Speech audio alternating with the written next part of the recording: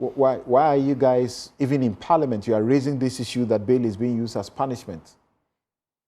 Yes, I think that this matter again has been discussed on this same platform before. And the overwhelming view is that it appears that bail is now more or less being weaponized, being used as a weapon to oppress, suspects or persons of interest, with some very onerous bail terms and conditions. And I think that there has to be some kind of, realignment and regulated environment as far as bail is concerned. It has never been like this before until just recently. And if you have observed, there are different agencies handling this kind of cases. You have the OSP, you have the EOCO, you have the NIB, and I think the CID as well. Most of the furore and indignation is directed at mostly EOCO. OSP, you will hardly find any instance where OSP will insist that somebody must be held in custody. And not many people have gone to OSP, except maybe one or two that you hear about them in the public, especially with the exception of maybe Paul Adumochi because of who he is. And even that one, the bail conditions were not such onerous bail conditions. Now, what happened to self-recognizance bail? We're in this country for the 8 years that MPP was in power. Can you mention one person who was held in custody because he couldn't meet any bail conditions? Can you mention one? You may not know. You see, we have had Stephen Opuni, Seydou Agongo, Dr. Kobnat Dufour Jr., they have various chief directors, they have business persons. They were all released on bail right from the beginning. Second, you have another group, Dr. Tuforsin, Dr. Kobnat Dufour Sr. himself, Alhaji Collins Dauda, Kweku Ajima Mensah, and all of that. They were granted self-recognizance bail. Then you have another category. By police or by court? By the court. So we're talking about the police bail first. Even at that level. We're not talking about court bail. Even at that level. You will never hear it. Richard Jakpa, for instance, was he ever detained? He never slept in custody for 1 day. Do you know that for sure? I am telling you for a fact. So all these things about, we need to tie bail to the sums that, apparently had been lost and so on and so forth. But there are people who have been held in custody unrelated to any loss of money. So why are you still holding them in custody? What are you trying to recover from them? In the particular case of EOCO, if you go to their functions, Section 3, it provides that the EOCO would recover proceeds of crime, for instance. So in the mind of the executive director, if from their investigation, you are deemed to have caused or misappropriated 60 million cedis, then he has to give you bail conditions amounting to about 60 or so million cedis. That is wrong. And I think that the application of bail should be regulated under Article 296 of the Constitution because it's an exercise of discretion. What Raymond said? He said his philosophy. What's wrong with that? Yeah, he said his philosophy. Now, there are people who have occupied that office before him. Is that philosophy compliant with the law? It is not. Why? It is not. Look, we should be guided by the provisions of Section 96, for instance. Yes, what does Section 96 say? It provides... What does Section 96 say should be how to deal with bail? I mean, it talks about bail not being excessive. That one is very clear. And if you have it, we can read Section 96 copiously for the benefit of the listeners. You see, bail is being used as a weapon to oppress even accused persons. Look, if you have a very solid case, the law says you grant the bail depending on the circumstances of the case, but you shouldn't use the bail as punishment. It shouldn't be excessive. That is what we are Who seeing. determines that it is excessive or it is being... At the point of inquiry, it is the agency that is doing the investigation that must exercise that discretion. Right. And it's a discretion that must be exercised, that they must exercise with, a lot of, empathy. But it appears that the whole idea is to convict you even before. We want to hold you in custody even before the trial starts. That is the whole intention. And I think that it is very wrong. Look, it has to be regulated by Article 296. But when you are exercising discretion, it must not be capricious, it must not be whimsical, and so on and so forth. But that is what we are seeing. Because the ED, for instance, when you heard, he said that his philosophy, so that makes it, you know, capricious.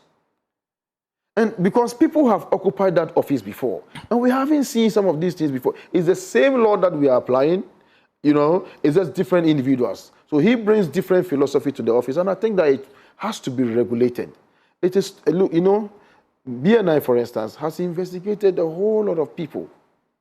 You will hardly hear anybody, maybe because he's a media person, coming from the media stock, because almost every case of EOCO is in the media space, especially if it has to do with any politically exposed person. So we have to be, as a country, watch it the way that we do. Otherwise, one day somebody will need Kotoka International Airport as surety.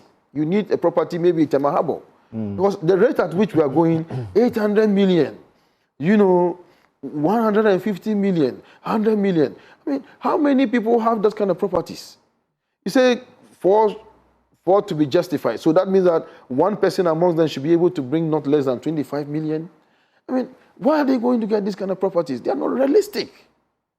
So we must be measured, you know, in the kind of bill conditions that, look, for instance, if you look at Bost, Edwin Provençal, he was given a bill terms of 60 million Ghana cedis. The court reduces to 30 million. EOCO is appealing. What are you appealing for? What is it? What is it you're appealing for? And then, to make the matters worse, when the court varied the bill conditions, EOCO continued to hold him in custody pending appeal. That is wrong. That is completely wrong. You release the person. That met the bail conditions. They gave it 30 million cedi, and they satisfied the bill conditions. And they were still holding him. And they held him because they are appealing. Are you sure about that? The individual's rights.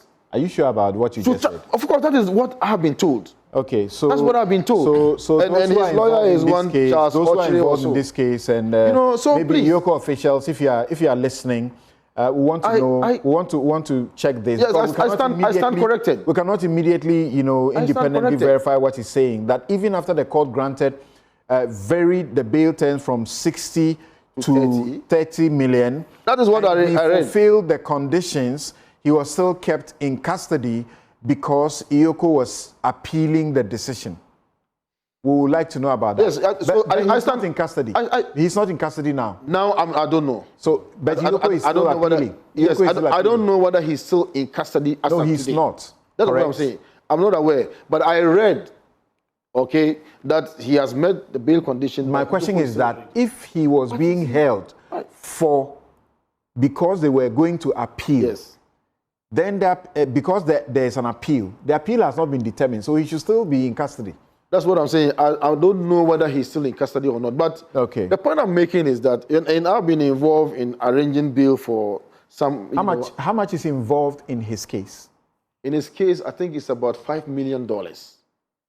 So how do you describe 60 million Ghana cedis as excessive or punishment for a case of about $5 million?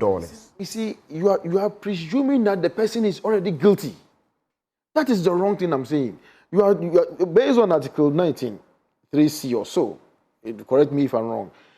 A person is presumed innocent until he is proven guilty or he himself admits to his guilt. But you are assuming that once you have been accused of embezzling $5 million, then you have stolen that money. And the only reason why Theophilus is holding 30. The only reason why we will grant you bail. I had invited you earlier to read. The only reason 96. why. Hold on. Yes. Section 96. I have Section 96.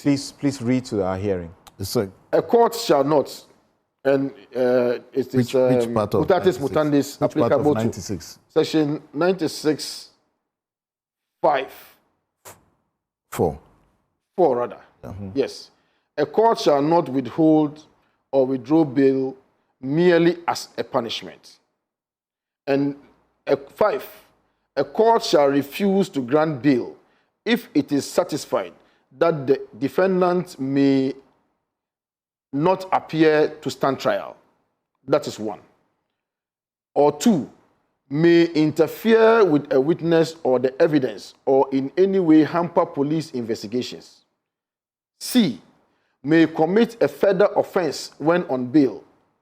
D, is charged with an offense punishable by imprisonment exceeding 6 months, which is alleged to have been committed while the defendant was on bail. None of these conditions. But why did you? This is not conditions. This is the refusal part. This is the refusal, and I'm saying that you jumped how to measure the bail. Oh, but I think I've read it. You jumped. You stopped. You started from shall not. How is bail determined? Oh, the amount and this is C. This is Thank you. 96.3. The amount and conditions of bail shall be fixed with due regard to the circumstances of the case and shall not be excessive or harsh. So that's the question. With due regard to the circumstances of the case. Thank you. What does that mean? Does it mean that the gravity of the case? Exactly. So if you are facing a charge yes. of $5 million yes. US dollars, yes. translates into how much in Ghana cedis? That's almost about 60 million cedis. And you are asked to post a bail of 60 million Ghana cedis. Yes. How do you say that's excessive? I'm saying that if you use the amounts to determine the bail, then you are more or less convicting the person. But that's what the courts do. No, the courts don't normally do. Why do they? They do. Okay, so why do they give self-recognition? Ask any judge. They will tell you that they use. So what is the criteria for the gravity of the offense? This same law. Determine the bail. This same law provides for self-recognizance in spite of this. It's discretionary. So it's discretionary. That's what I'm saying. So you can't say that because the amount is this, the bill should be necessarily tied to the amount. Then why do we give this in the self-recognizance bill? In the NSS case. What is the intention? In the NSS case, we are talking about 2.2 billion, right? Correct. And they are granting bail to the tune of how much? 800 million and even 10 million. Yes, 10 million. For gift to a worry is 10 million. Yeah. And for the OCICB, for a case 800 of million. 2.2 billion. You understand? No, but they are charged for different, I get that. I get that. Amounts. How do you determine excessiveness? Precisely. When you use the amount. That's what Raymond is asking. No, I'm saying, for instance, let's use gift to a worry's case, for instance. How much is Seashell to have embezzled? 30 million or is it 40 million? But the bail condition is 10 million. Now, OCICB is said to have embezzled about 1.2 billion Ghana cedis, but the bail condition is 800 million. So why would the court, for instance, reduce the bail terms from 60 million to 30 million for Edwin Provincial? Because it is not necessarily tied. It is about whether the person would appear. Do you agree? To stand trial. Theophilus, do you agree? No.